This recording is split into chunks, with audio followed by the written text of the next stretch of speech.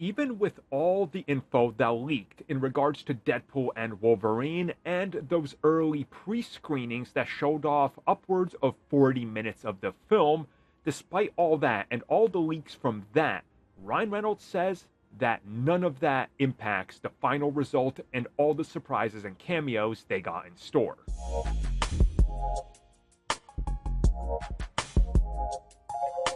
So in the last 2 weeks, if you've spent any amount of time on any website or anywhere, chances are you've seen one image that spoils about 15 different Deadpool variants. And unfortunately, that was not really gated behind anything, and thumbnails just sort of used, and yeah, it happens. I didn't want to see that, but it just so happened that the 3 pages had it right up front, so I saw it. But again, I didn't really think it really impacted what I expected from the film, because like 6 of those variants of Deadpool were featured on merchandise. But some of the other ones, I hope I didn't know about them, but hey, who cares, right? There's still plenty of surprises, even if you saw that. And that comes at us directly from Ryan Reynolds, doing the press rounds, talking about all the leaks and why they decided to show upwards of 40 minutes of the film. He says because they felt comfortable doing it, because it doesn't spoil anything. It's actually something that they want people to get hyped for, because it's just a small taste of what's to come and what's in the actual final film.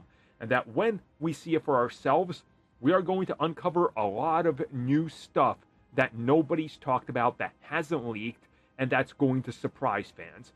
Now, of course, a couple days before the film, undoubtedly one of the early reviewers or somebody's going to look for clout, and they're going to spoil pretty much all of it. That happens every time. So again, as I've told people before, starting the 22nd, stay off the internet if you don't want to spoil. I'm going to be dodging that stuff, even though I'm making videos. Like, I'm pretty much muting everything Deadpool outside of the box office predictions. I'll be real with you. And I'm super looking forward to this, because I want to go in and not have a couple surprise cameos that apparently are in this that nobody expects. And to me, that's part of the fun.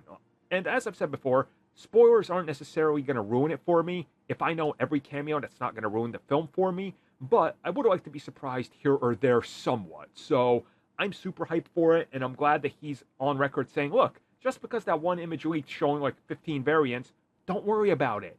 That's just the start. So get hyped.